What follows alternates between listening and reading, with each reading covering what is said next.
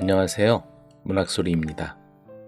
오늘 소개할 작품은 러시아 작가 안톤 체우프의 숨어있는 단편소설 상자 속에 든 남자입니다.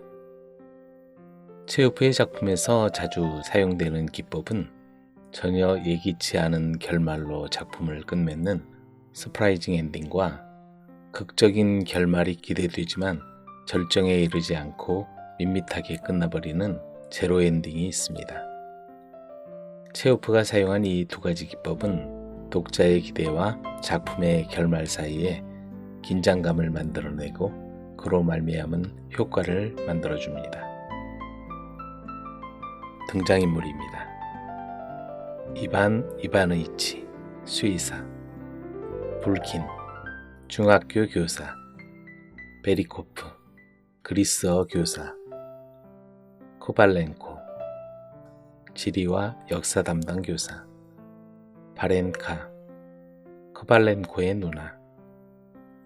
사냥을 나간 두 사람이 하룻밤을 지내며 대화를 나눕니다.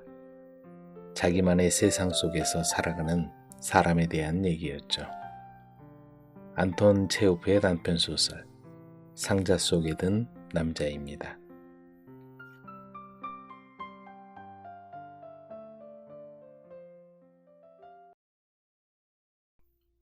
상자 속에 든 남자, 안톤 체우프. 1장 사냥꾼들의 대화. 날이 저물자 사냥꾼 두 사람이 미로노 사치코의 마을 끝에 자리 잡은 프로코피 이장댁 헛간에서 하룻밤 묵게 되었다. 그들은 수의사인 이반 이바느이치와 중학교 교사 불킨이었다. 이반 이바느이치는 침사 기말라이스키란 특이한 성을 갖고 있었다. 그래서 마을 사람들은 이반 또는 이반 이바느이치라고 불렀다. 그는 마을 근처에 있는 말 사육장에 살고 있었으며 오늘은 바람이나 쐴까 하고 사냥을 나온 것이다. 한편 중학교 교사 불키는 여름이면 피백작댁 손님으로 와 있었기 때문에 이고장 사람이나 다름없었다. 두 사람은 잠을 이루지 못했다. 키가 크고 긴 수염의 깡마른 노인 이반 이바느이치는 문 옆에 앉아서 파이프 담배를 빨고 있었다. 달빛이 희미하게 그를 비추었다. 불키는 헛간 건초 위에 누워 있었으며 어둠 속이라 잘 보이지 않았다. 두 사람은 여러 가지 대화를 나누었다. 그 중에서 이장의 아내 마브라에 대한 얘기가 화제에 올랐다. 그녀는 건강하고 현명한 여자였지만 지금까지 한 번도 마을 밖으로 나가 본 적이 없었다. 따라서 거리와 철도조차 본 일이 없었고 최근 10년 동안은 줄곧 페치카 앞에 앉아서 시간을 보내며 외출은 밤에만 한다는 것이었다. 불킨이 말했다. 그게 뭐 그렇게 놀랄 일입니까? 이 세상에는 꿀벌이나 달팽이처럼 자기 집 속으로 들어가려고만 하는 은둔형 인간이 적지 않지요. 어떻게 보면 인류의 조상이 아직 사회적 동물이 되기 전 동굴 속에 혼자 살던 시대로 돌아가려는 현상인지도 모릅니다. 아니면 단지 다양한 인간들의 성격 중 하나일 수도 있고요. 그걸 누가 알겠습니까? 저야 학자가 아니니 이런 문제는 잘 모르지만 제가 말하고자 하는 건 마브라 같은 사람이 그렇게 드물지는 않다는 사실입니다. 2달 전에 우리 마을에서 죽은 제 동료 베리코프라는 그리스어 교사만 하더라도 그런 사람입니다. 혹시 그 사람에 관한 이야기를 벌써 들으셨는지도 모르겠군요. 그는 워낙 괴상한 사람이었습니다. 화창한 날씨에도 밖으로 나갈 때면 덧신을 신고 우산을 들고 솜을 넣은 방한 외투까지 입고 외출했어요. 그리고 우산은 긴 주머니에 넣고 시계는 회색 가죽으로 싸고 다녔지요. 연필을 깎으려고 칼을 꺼내는데 그 칼까지도 작은 주머니에 들어있지 않겠습니까? 게다가 언제나 외투 깃을 세워 얼굴을 파묻어 마치 얼굴까지 주머니 속에 들어있는 것처럼 보일 때도 있었어요. 그는 검은 안경을 쓰고 재킷을 입고도 귀는 솜으로 싸고 다니며 마차를 타면 반드시 휘장을 치라고 했어요.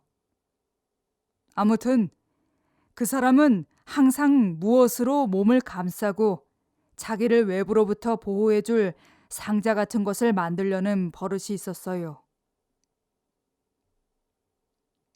현실은 그를 불안과 두려움 속에 몰아넣었고 끊임없는 불안감으로 살았죠. 자신의 소심함과 현실에 대한 증오심을 정당화하려고 그랬는지 몰라도 언제나 보이지 않는 과거를 동경했어요. 또한 그가 가르치는 그리스어도 덧신과 마찬가지로 현실을 외면하려는 수단이 되었어요. 아, 그리스어는 얼마나 듣기 좋은 아름다운 말일까. 그는 언제나 달콤한 표정으로 그렇게 말하더군요. 그리고 그 말을 입증이나 하려는 듯이 눈을 지그시 감고 손가락 하나를 치켜들고 안트로포스라고 발음했습니다. 베리코프는 자기 생각까지도 상자 속에 감춰두려고 했어요. 그리고 그의 관심거리는 무엇을 금지하는 공고나 신문의 논설 같은 것이었습니다. 밤 9시 이후에 학생들의 외출을 금지하는 공고나 육체적인 연애를 금하는 기사 같은 걸 당연하게 여겼어요. 무엇이든지 금지하면 그것으로 만족한 거죠. 그는 허용이라든가 허가라는 말 자체를 늘 의아하고 무모한 것으로 여겼습니다. 가령 연극 모임이나 독서회, 다방 같은 것이 허가되었다면 그는 고개를 설레설레 흔들면서 나지막한 소리로 이렇게 말하는 거였어요. 좋은 일인데 아무 일도 생기지 말아야 할 텐데. 이쯤 되고 보니 자기와는 전혀 관련 없는 사람들 일인데도 법을 어기거나 규칙에 어긋나는 행동은 그에겐 골칫거리가 되었습니다. 동료 중에 누가 기도 시간에 늦었다든가 학생이 나쁜 짓을 했다는 소문이 들리거나 여교사가 밤늦도록 어떤 장교와 어울리는 걸 사람들이 봤다는 소문이 들리면 그는 버릇처럼 무슨 일이 생기지 말아야 할 텐데 하며 불안에 떨었어요.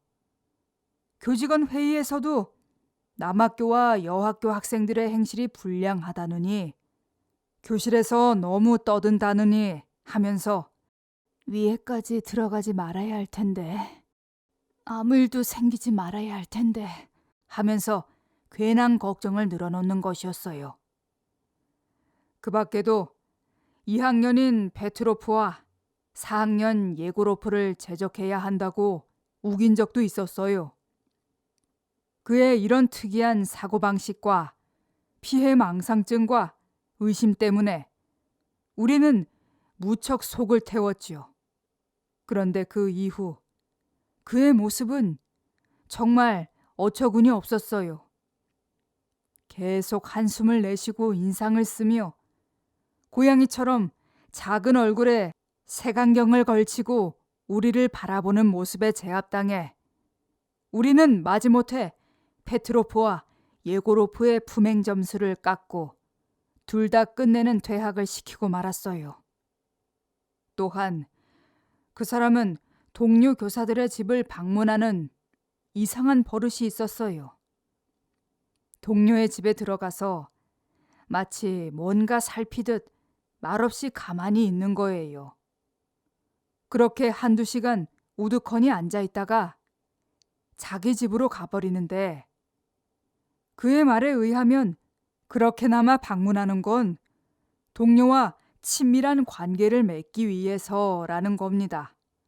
사실 집에 찾아와서 우두커니 앉아 있는 건 본인에게도 분명히 괴로운 일이었을 겁니다.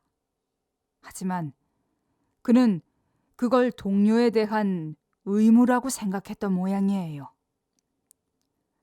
교사들은 모두 그를 두려워했습니다. 교장까지도 넌더리를 낼 정도였으니까요. 동료 교사들은 투르게네프나 스체드린한테서 교육을 받은 꽤 똑똑하고 생각이 깊은 사람들이었습니다. 그런데 특이하게도 덧신을 신고 우산을 들고 다니며 15년 동안이나 학교 전체를 자기 소나귀에 넣고 흔들었던 거예요. 어디 학교뿐이겠습니까? 마을 전체가 그의 소나귀에 있었습니다. 부인들도 토요일마다 집에서 개최하던 공연을 그 사람이 알까봐 중단하고, 수도사들도 그 사람이 보는 앞에서는 고기를 먹는다거나 카드놀이를 하는 것을 두려워했습니다.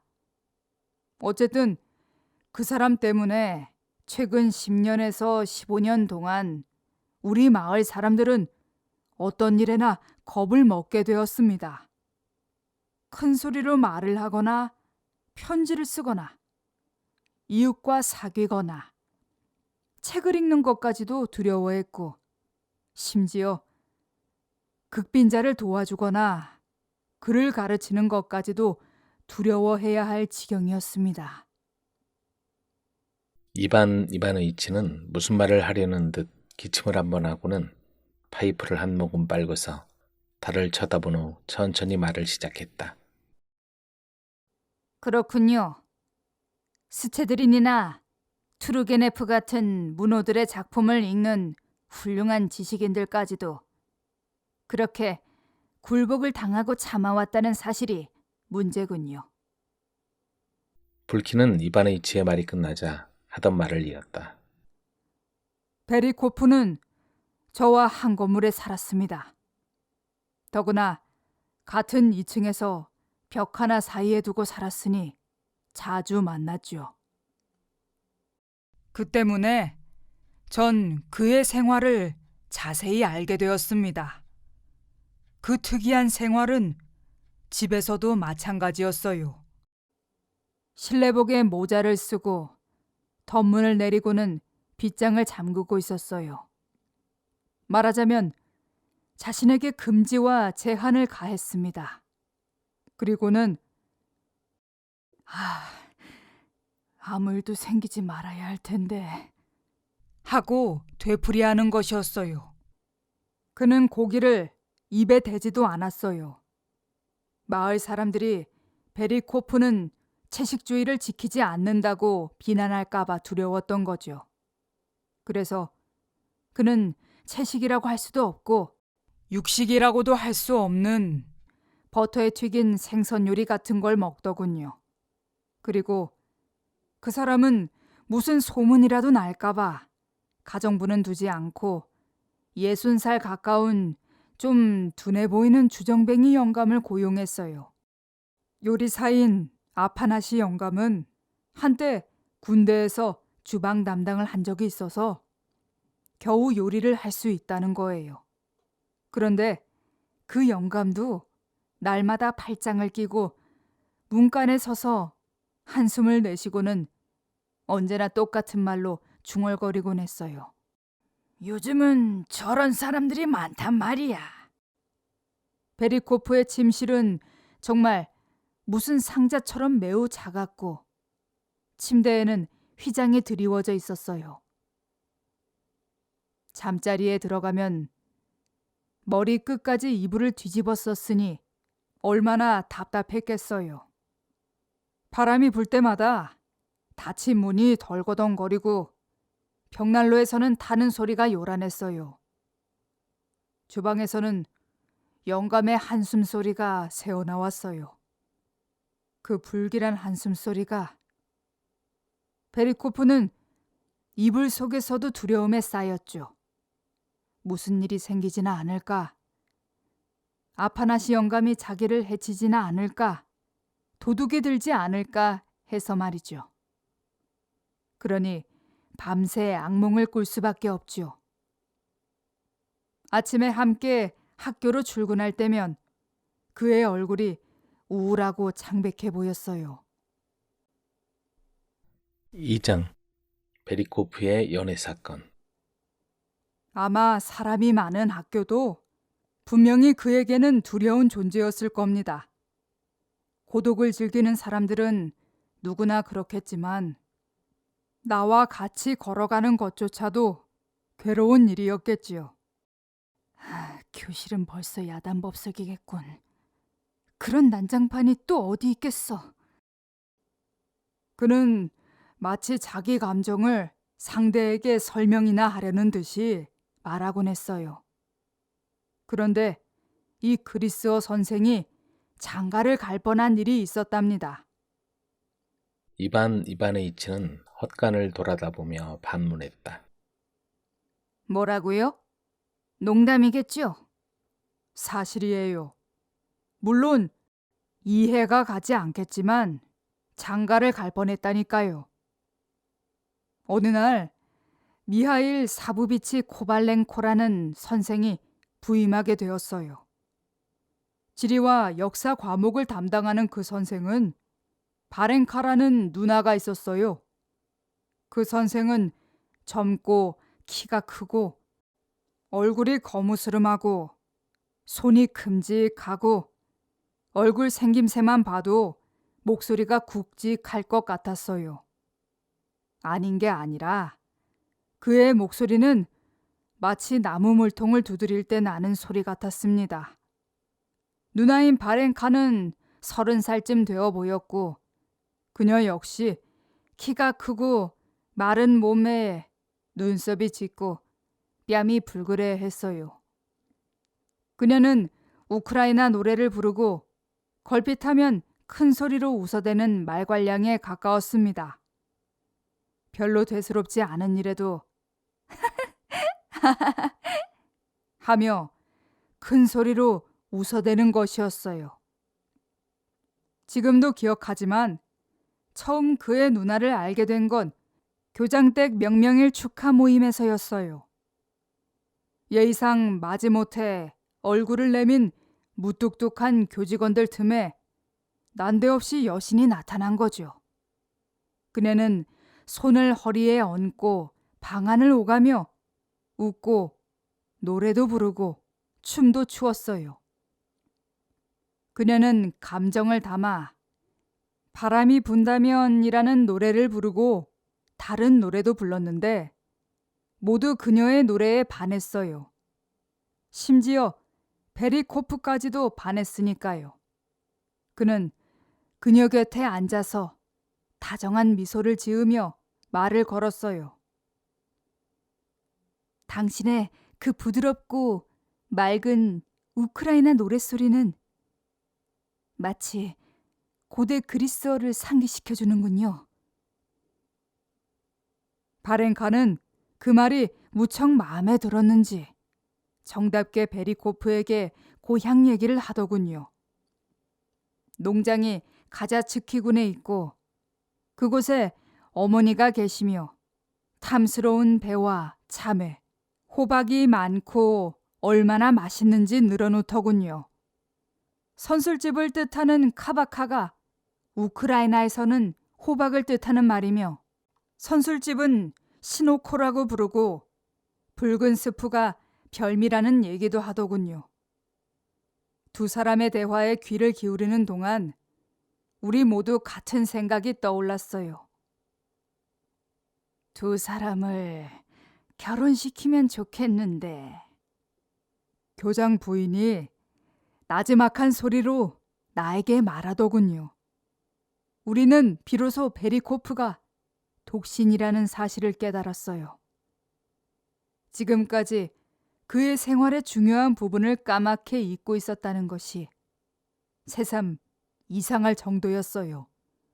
그가 여자를 어떻게 생각할지, 또 이 중요한 문제를 어떻게 해결해 나갈지 흥미있는 일이었습니다. 그전 같으면 전혀 흥미거리가 되지 않았죠. 외출할 때는 언제나 덧신을 신고 잠도 휘장을 친 침대 속에서 자는 사람이 누군가와 연애한다는 건 상상조차 할 수 없는 일이었으니까요. 그런 생각을 하고 있을 때 교장 부인이 말했습니다. 베리코프 선생은 벌써 40이 넘으셨다지요. 그리고 저 아가씨는 30이라니 서로 잘 어울릴 것 같군요. 그곳은 시골이라 별로 관심도 없고 대수롭지 않은 일까지도 심심풀이로 떠벌리고 다녔지요. 필요한 일은 하지도 않으면서 말입니다.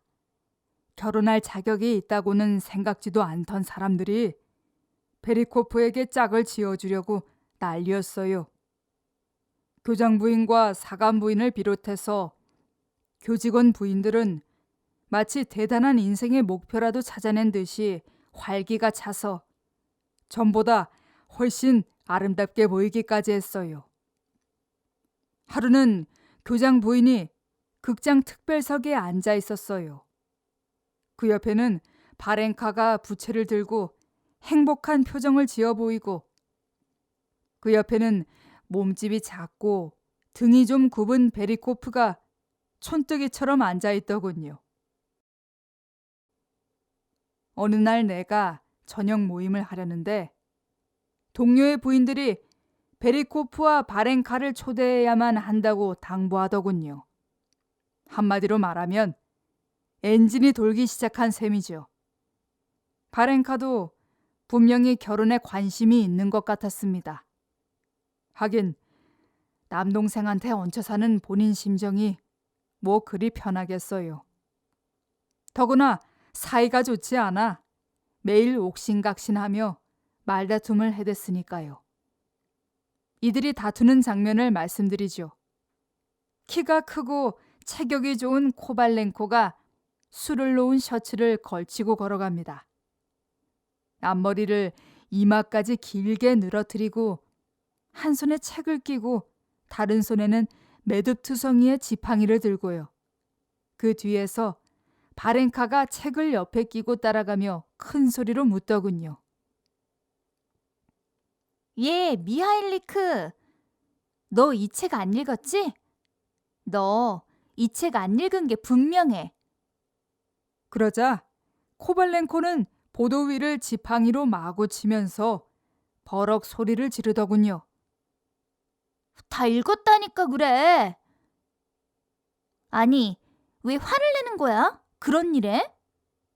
다 읽었단 말이야. 주위에 누가 있든지 신경 쓰지 않고 두 사람은 소리를 지르며 싸웠습니다. 집에서도 남들처럼 곧잘 다툰다니 그 생활에 진저리가 났을 거고 서로 떨어져 살고 싶었을 겁니다. 하긴 그 나이가 되면 결혼 문제가 심각했겠죠.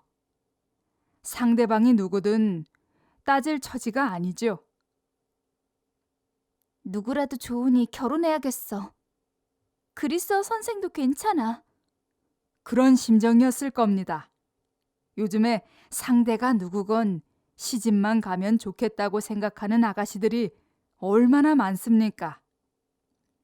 어쨌든 그녀가 베리코프에게 호감을 갖고 있는 것만은 사실이었어요. 한편 베리코프는 어땠을까요? 동료의 집을 방문하는 것처럼 코발렌코의 집을 자주 찾아갔어요. 그는 방에 들어가서는 말없이 우두커니 앉아 있었지만 바렌카는 노래를 불러주고 생각에 깊이 잠겨 그의 얼굴을 바라보기도 하고 그러다가 갑자기 호호 하고 웃음을 터뜨리기도 했죠. 누구나 애정관계, 특히 결혼 문제에서는 사람들의 조언이 큰 역할을 하는 것 같습니다.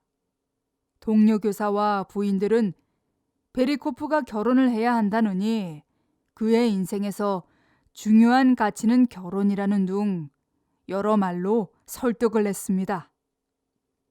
그리고는 엄숙한 얼굴로 결혼은 인생의 중요한 일이라고 늘어놓기도 했습니다. 선생님도 바렌카에 대해서 대충 알고 있겠지만 아주 괜찮은 신부감이었어요. 부유한 집안의 딸로 큰 농장도 있었고 무엇보다 중요한 건 베리코프에게 호감을 느끼고 진실하게 대해준 첫 번째 여자였다는 겁니다. 그도 그녀에게 매혹되어 결혼을 해야겠다고 생각했던 것입니다. 드디어 더신과 우산을 치워버릴 때가 온 거군요. 이바느이치가 말했다. 그렇지만 그것을 치워버리지는 않았어요. 그 후 베리코프는 책상 위에 바렌카의 초상화를 올려놓고는 틈만 나면 제게 건너와서 그녀에 대해, 가정생활에 대해, 결혼의 중요성에 대해 늘어놓았어요. 코발렌코의 집을 자주 드나들었지만 생활 방식은 조금도 변하지 않은 것 같았어요. 도리어 결혼에 대한 결심은 그에게 병적인 영향을 끼친 것 같았고 날이 갈수록 여위고 창백해졌습니다. 제가 보기에도 더 깊숙이 상자 속으로 들어가려고 애쓰는 것 같았어요. 그는 어느 날 웃으며 나에게 말했습니다. 바렌카가 마음에 들어요. 누구나 결혼해야 한다는 건 나도 잘 알고 있고. 그러나 이번 일은 너무 갑자기 일어나서 좀 생각해 봐야겠어요. 생각하고 말고가 어디 있습니까? 결혼하면 그것으로 되는 겁니다. 아닙니다. 결혼은 인생의 중요한 결정입니다. 먼저 책임과 의무를 잘 생각해 봐야죠. 그래야 나중에 어떤 일도 생기지 않을 테니까요. 요즘 걱정이 돼서 잠도 잘 수가 없어요. 솔직히 두려워요. 그 남매는 사고방식이 좀 특이하잖아요. 남들과 생각이 다르고 성격도 너무 활발하고요. 그러니 결혼 후에 무슨 일이 생길지 모를 일이고요. 그래서 그는 청혼도 하지 못하고 날짜만 끌었습니다. 교장 부인과 우리 모두 크게 실망했어요. 결국 베리코프는 앞날의 책임과 의무만 생각하다가 세월만 보내니 말입니다.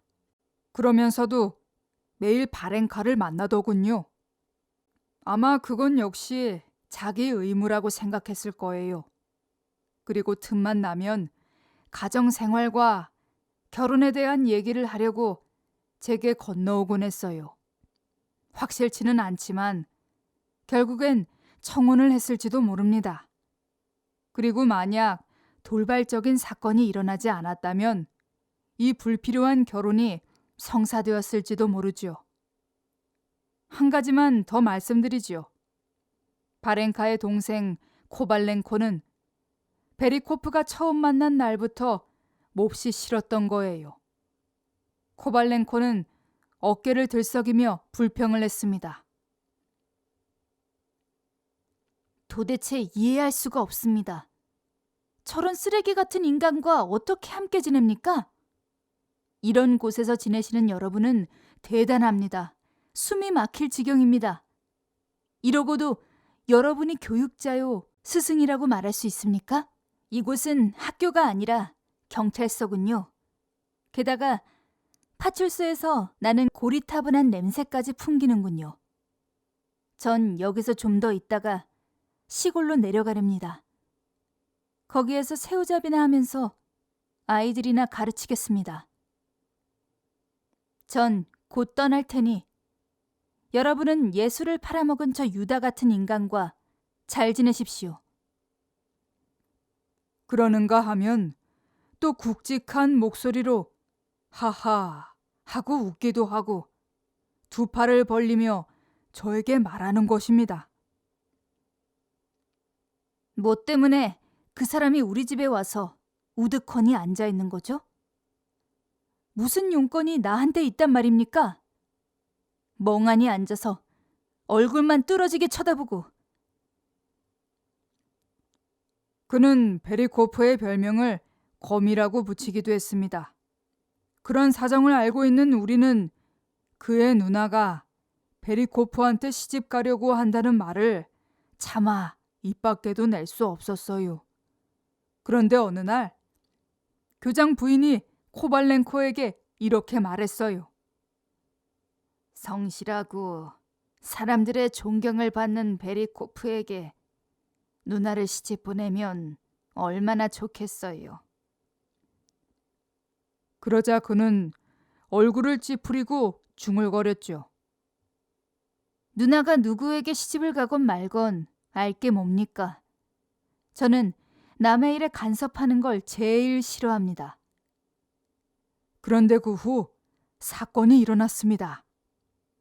어떤 장난꾸러기가 베리코프가 덧신을 신고 바지를 걷어 올리고 우산을 쓰고 바랭카와 팔짱을 끼고 나란히 걸어가는 모습을 만화로 그리고 그 밑에 사랑에 빠진 안트로포스란 제목을 붙였습니다. 그런데 그 만화의 표정이 신기할 정도로 잘 표현되고 있었습니다. 그 그림을 중학교와 여학교 선생들은 물론이고 신학교 교사들과 심지어 관리들까지 한 장씩 받았습니다. 아마 어느 만화가가 며칠 동안 그린 것 같았습니다. 그 그림은 그에게 충격을 안겨주었습니다. 그날은 5월 첫 번째 일요일이라 교직원과 학생들은 학교에 모여 소풍을 가기로 되어 있었습니다. 그날 아침 저와 베리코프는 함께 집을 나섰는데 그는 얼굴이 새파랗게 질려 있었고 표정은 먹구름보다도 어두웠습니다. 그는 입술을 파르르 떨면서 말했습니다. 세상엔 별의별 못된 녀석들이 다 있군요. 그 모습을 보자 저는 그 사람이 가엾다는 생각이 들었습니다. 우리 일행이 목적지를 반쯤 왔을 때 코발렌코 남매가 자전거를 타고 나타났어요. 바렌카의 얼굴은 붉게 상기되어 있었고 조금 피곤해 보였지만 여전히 활기차고 명랑했습니다. 그녀는 우리를 보고 큰 소리로 말했습니다. 먼저 가보겠어요. 날씨가 어쩌면 이렇게 좋을까요? 잠시 후 자전거를 탄 그들 남매는 사라져버렸습니다. 창백한 베리코프의 얼굴은 완전히 백지장으로 변했고 자기 정신이 아닌 것 같았습니다. 그는 걸음을 멈추고 나를 쳐다보며 물었습니다. 도대체 이게 무슨 일입니까? 혹시 제가 잘못 본 건 아니겠죠? 중학교 교사가 더구나 여자가 자전거를 타다니. 뭐가 문제라는 겁니까? 운동 삼아 괜찮지요. 그는 내가 대수롭지 않은 일처럼 말하자 더욱 화를 내며 소리쳤어요. 괜찮다고요? 무슨 말씀을 하시는 겁니까? 얼마나 놀랐는지 그는 집으로 돌아가고 말았어요. 다음 날 그의 집으로 가보니 신경질적으로 손을 비벼대며 부들부들 떨고 있었죠. 기분이 몹시 울적해 보였습니다. 그는 그날 처음으로 결근했고 식사도 별로 하지 않았어요. 그런데 저녁 때가 되자 여름인데도 두터운 옷을 걸치고 코발렌코 집으로 비틀거리며 갔습니다. 마침 바렌카는 외출하고 집에 없었지요. 앉으십시오. 코발렌코는 얼굴을 찌푸리며 쌀쌀하게 그를 대했어요.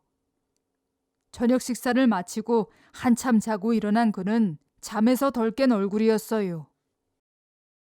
베리코프는 10여 분 동안 우두커니 앉아있다가 입을 열었어요. 오늘은 마음을 좀 진정시켜 보려고 들렀습니다. 나는 마음이 무척 괴로워요. 어느 짓궂은 녀석이 나와 당신 누나를 몹시 우스꽝스럽게 만화로 그렸지 뭐요. 그러나 나는 이런 만화의 소재가 될 만한 일을 한 적이 없다는 사실을 당신에게 분명히 말해야 할 것 같아서 오히려 나는 예의 바르게 처신해 왔어요. 코발렌코는 불쾌한 표정으로 잠자코 있었어요. 잠시 후 베리코프는 우울한 소리로 말을 이었습니다. 한 가지만 더 말하죠. 당신은 교편을 잡은 지 얼마 안 되고 나는 오랫동안 교단을 지켜왔어요. 교직의 선배로서 당신에게 주의를 주는 건 선배로서 의무라고 생각해요. 당신과 당신 누나는 자전거를 타고 다니는데 그런 취미는 교육을 담당한 교사로 바람직하지 못한 행동이라는 점입니다. 앞으로는 조심하도록 하세요. 왜 그래야 하죠? 굵직한 목소리로 코발렌코는 반문했습니다. 더 설명을 해야 아시겠습니까? 정말 몰라서 묻는 겁니까?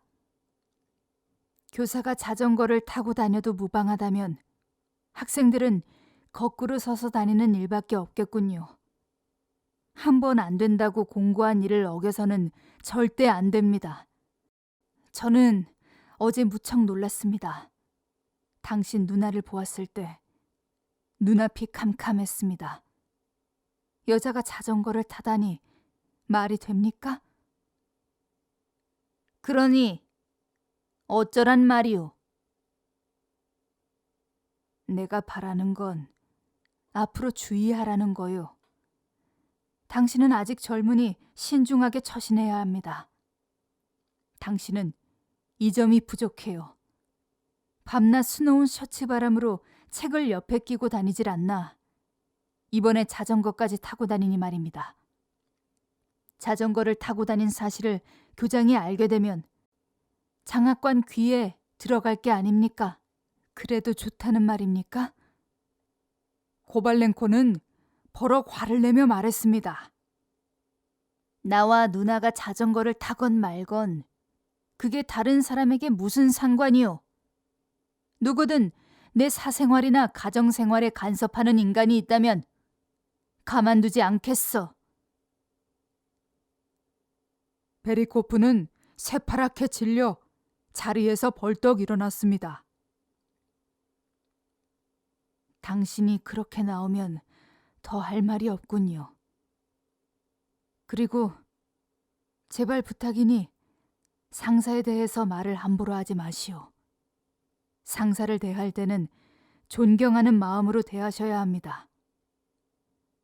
코발렌코는 화가 치밀어 증오에 가득 찬 눈초리로 쏘아보며 따지기 시작했습니다.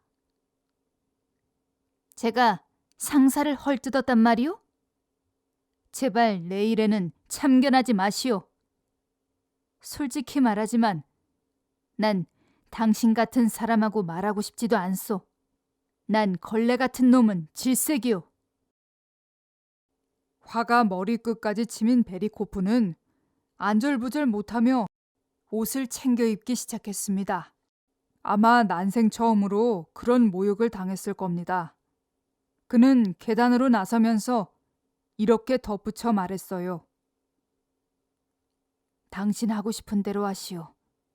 한마디만 더 말해두지요. 혹 우리가 주고받은 말을 누가 들었을지 모르니까 말이 퍼지면 오해가 생기는 일이 없도록 교장에게 보고해야겠소. 어째서 언쟁을 했는지 대강 말씀드리겠소. 보고를 하겠다고? 마음대로 하시오. 코발렌코는 갑자기 그의 목덜미를 잡더니 밑으로 밀어버렸어요. 베리코프는 덧신 소리를 내면서 계단 아래로 뒹굴었습니다. 그는 부스스 일어나 안경이 깨지지 않았나 코를 만져보았어요. 그런데 곰교롭게도 바로 그때 바렌카가 두 부인과 건물 안으로 들어오고 있었습니다. 베리코프에게는 그것이 무엇보다도 두려웠습니다. 이걸 어째? 큰 웃음거리가 될 테니 차라리 죽어버리는 편이 낫겠지. 일이 이쯤 됐으니 마을 사람들이 다 알게 되겠지. 교장과 장업관도 알게 될 거고. 아무 일도 생기지 말아야 할 텐데 또 만화가 한 장 더 그려지겠지. 그리고 결국 파면을 당할 테고. 바렌카는 그가 일어났을 때 베리코프를 알아보았어요. 그의 우스꽝스러운 얼굴과 구겨진 외투와 덧신을 보았고 영문도 모르는 그녀는 그의 부주의로 떨어졌을 것이라고 속단하고 집이 떠나갈 듯이 웃어댔습니다.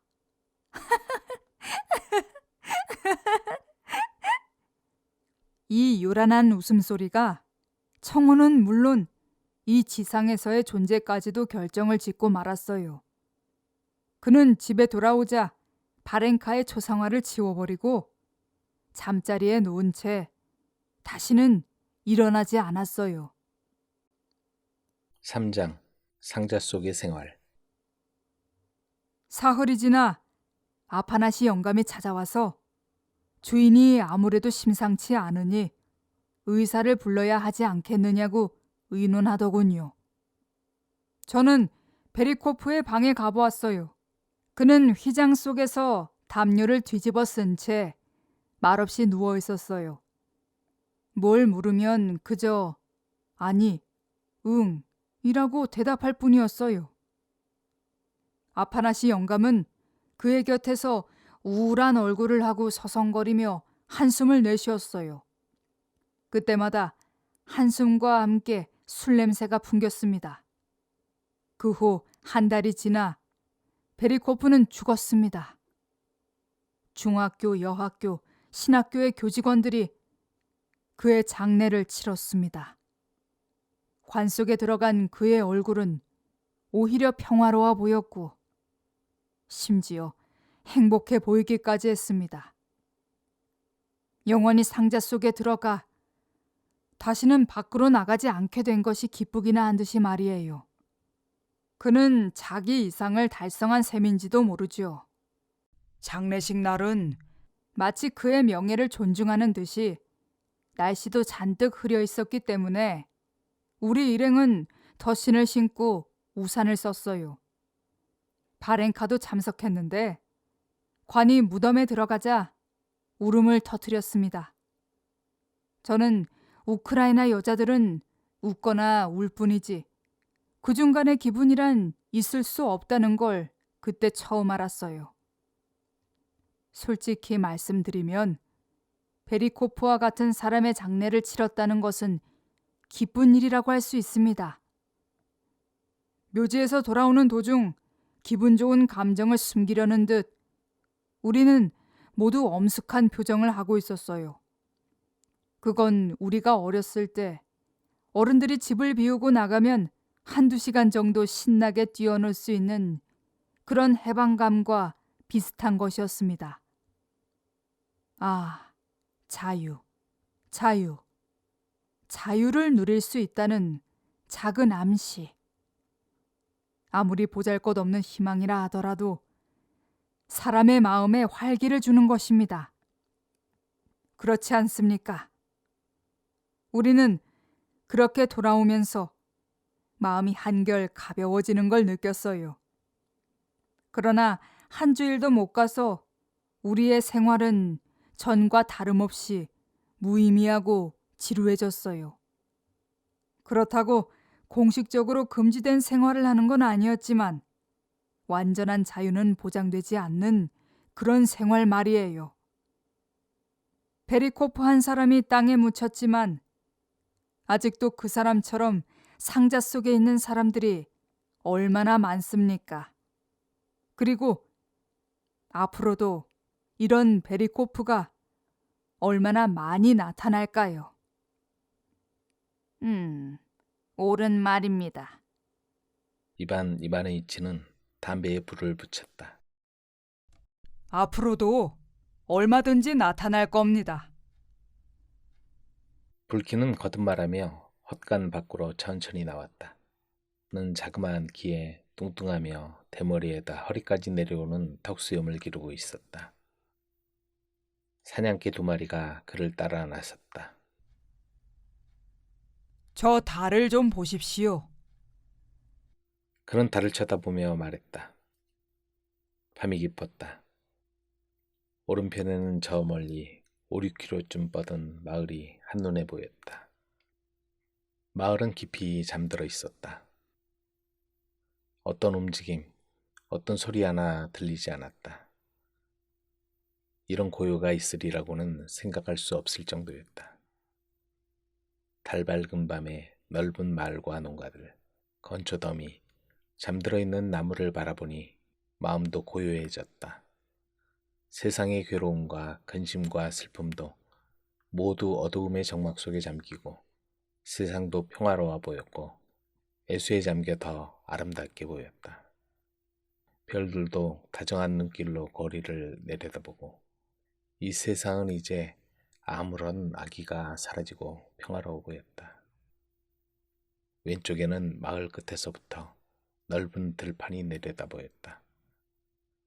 달빛을 가득 받은 벌판에는 그림자 하나 찾아볼 수 없고 아무 소리도 들리지 않았다. 이반의 이치가 말했다. 네, 그래요. 그렇지만 우리가 숨막히는 답답한 거리에서 살아가며 무의미한 서류를 작성하고 카드놀이를 하는 것도 상자 속의 생활과 다를 게 없지 않을까요? 그리고 게으르고 수다스럽고 어리석고 주책 없는 부인들과 평생을 보내며 쓸데없는 말을 주고받으며 사는 것도 일종의 상자 속의 생활이 아닐까요? 혹시 괜찮으시다면 교훈적인 얘기나 하나 해드릴까요? 아니요, 이젠 그만 자야겠습니다. 그럼 내일 또 뵙죠. 2사람이 헛간으로 들어가 건초 위에 드러누워 담요를 뒤집어 쓰고 잠을 청하려는 순간 갑자기 바삭바삭 하는 발소리가 들려왔다. 누가 헛간을 지나가는 모양이었다. 그 발소리는 몇 걸음을 더 가더니 멈췄다가 다시 들려왔다. 개들이 짖기 시작했다. 불키는 말했다. 마브라가 다니는 모양입니다. 발소리가 다시 잠잠해졌다. 이반의 이치가 말했다. 사람들은 허튼 소리를 듣거나 모욕과 멸시를 받으면서도 꾹 참기 때문에 바보라는 말을 듣습니다. 그리고 자기는 정직한 자유인이라고 말하지도 못하고 그저 참으며 자기 자신을 기만하고 비웃기도 하죠. 그런 행동은 빵 한 조각과 자기 몸둘 거처와 아무런 가치도 없는 지위 때문이지 않겠어요. 그러나 앞으로 더는 그렇게 못 살겠어요. 얼마 후 불키는 잠이 들었다. 그러나 이반의 이치는 몸을 뒤척이며 한숨을 내쉬더니 벌떡 일어나 밖으로 나와서 담배에 불을 댕겼다.